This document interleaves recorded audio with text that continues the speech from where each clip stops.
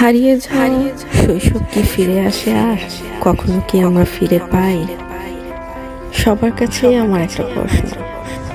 ছোটবেলায় না খুব ভীতু আর বোকা ছিলাম।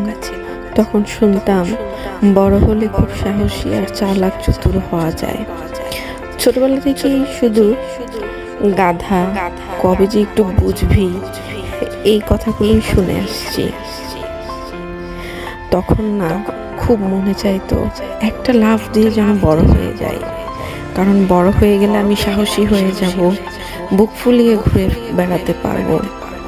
কিন্তু আজ আমি বুঝতে পারি আমি কতটা ভুল ছিলাম, কতটাই না বোকা ছিলাম।